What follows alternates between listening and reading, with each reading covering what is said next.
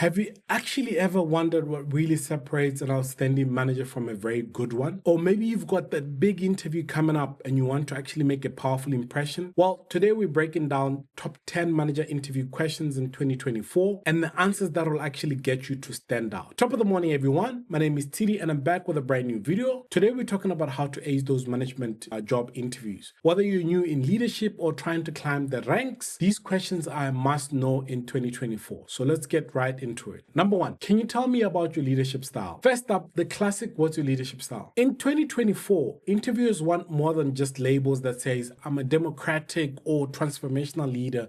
They're looking for real life examples. So one of the ways that you can actually answer this question is you can say, I focus a lot more on collaborative and adaptive approaches to what I do. For example, when I was leading a team last year on a project, I encouraged the brainstorming sessions. These sessions allowed us to get together collectively and share different ideas and also be able to identify problems that came up whenever there were issues that some of us could have never been able to identify. It also allows us to look at fresh ideas and allow the team members to actually own their own contributions, which also made sure that we were able to surpass our goal by 15%, or which also meant that we were able to actually reach the project deadline 2 weeks before it was meant to be. Now, you need to show a bit of flexibility in the style and back it with measurable results. Remember, giving an example that says, this is what I used to do without any measurable results doesn't really lend it for the people that are actually sitting on the other side. Question number two, how do you manage conflict within your team? Managers today are seen as the heart of the team dynamic. So conflict management is one of those crucial things that you need to focus on. And especially mainly because a lot of teams are actually on global terms. So a lot of teams are in different locations.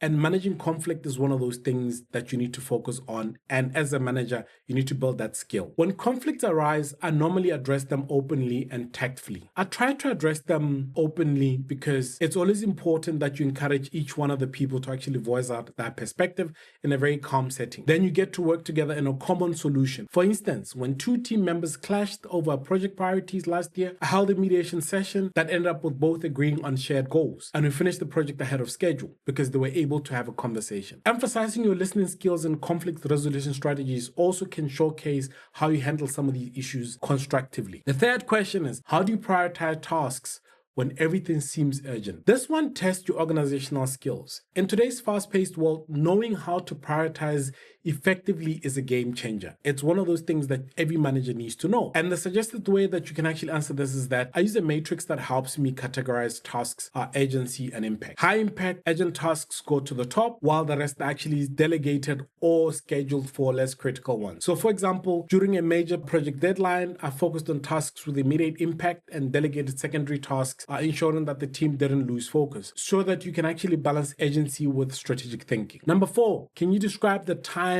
where you actually had to make a tough decision without all the information? Also, once again, in 2024, managers are expected to be very decisive when the full picture isn't clear. In this particular question, they want to know if you can actually make clear decisions under such kind of pressures. And here's how you'd actually answer that question. In my last role, I had to decide on a vendor for a critical project with limited information. I gathered as much information as I could within the deadline that we actually had, weighed in some of the risks that we and then I chose a vendor based on reliability and budget. Based on what we actually know, because we've got very limited information, can we save time? Can we save resources?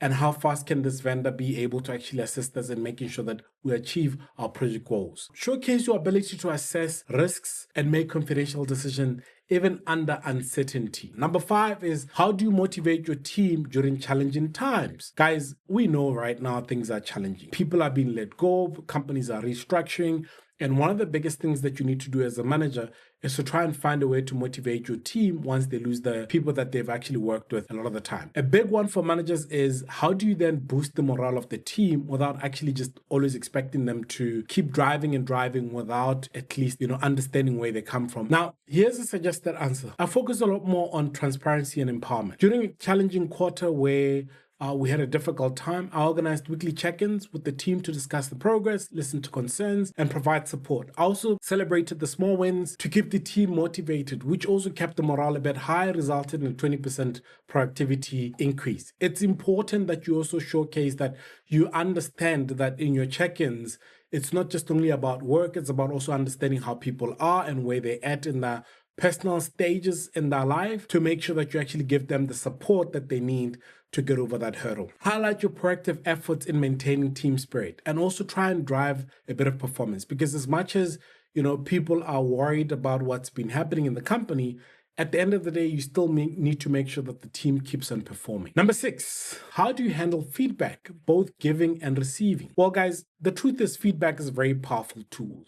Managers can actually use it constructively and make real impact. And one of the things that you can actually say is, I believe feedback should be regular, very specific, and very actionable. So don't just give random feedback. When giving feedback, a focus should be on the positive reinforcement first, followed by areas of improvement. For receiving feedback, actively seek it, because a lot of people won't give you the feedback unless you actually actively go and ask them to say, tell me what you think I can do better or do differently to make sure that you are fully supported. This approach has always helped me build trust within the team and can continuously help the team improve in getting where they need to get. And also try and emphasize the importance of clear communication and growth mindset. Question number 7, how do you track and measure team performance? One of the things that we need to remember at 2024, guys, is data-driven management is a huge thing. And a suggested answer is, I set clear measurable goals and use different KPIs, to track performance. For example, I tracked our sales team's matrix weekly, make adjustments and have discussions with the team as much as I can to try and make sure that I understand what is happening on a real-time basis. And the approach has led to a 30% increase in the target achievements. Because sometimes you'll find that if you don't track these achievements, one little conversation with your team member could actually be the difference between getting the 30% increase and them failing on that particular project. Try and focus more on the specific matrix. Don't just speak about, no, I just have conversations with the team. Try and focus on specific metrics and how you use them to improve the different outcomes. Question number 8, what's your approach to your team development? Companies love managers who invest in their teams. And that's also one of the things that we also know as employees. We want to work for companies that want to invest in us. So how do you show that you're committed to developing the talent? And one of the easiest ways that you can actually speak about that is prioritizing your development areas. You have your one-on-one coaching sessions with your team to identify areas that you think they can actually improve, as well as areas that they would like to develop themselves in. And having individualized conversation or growth plans is one of the best coaching metrics that you can also have. Try and mention tangible programs or initiatives that can showcase your commitment to development. Don't just speak about it like it's just one of those things. Number 9 is, how do you ensure alignment with cross-functional teams? Guys, one of the most important questions, I've had this question being asked to me before. In 2024, guys, once again, there's different departments that are working, and work is almost guaranteed that you're going to work with more people in different jurisdictions nowadays. Managers need to be good at aligning diverse goals and their own goals with the other teams that they're working with. So how you'd actually have a suggested answer is, I ensure alignment by setting common objective and trying to organize regular cross-functional meetings. And in these recent projects, we established that KPIs across different departments, which also help keep each one on the same page. Show that you can bring diverse groups together and show that you can actually bring different teams together to align towards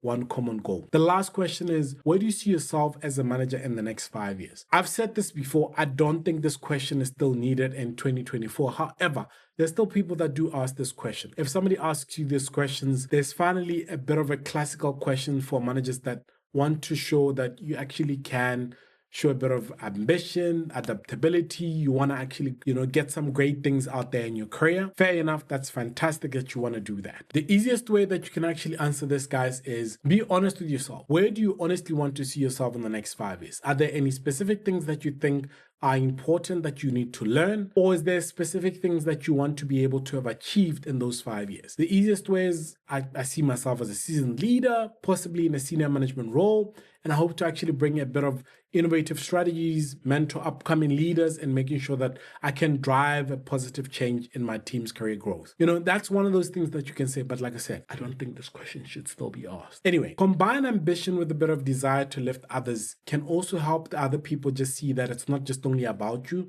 it's about other people as well. There you have it, guys. The top 10 interview questions and answers for 2024. And remember, nailing these isn't just about reciting the answers. It's about also showing that you have a unique value that you actually bring as a leader, and practice these at your own examples that you've actually done. Because here I was talking about sales. In some of the roles, you might be doing something that's completely different to sales. Now, guys, if you found these tips helpful, don't forget to like, share, subscribe, and share more of these tips with as many people as possible.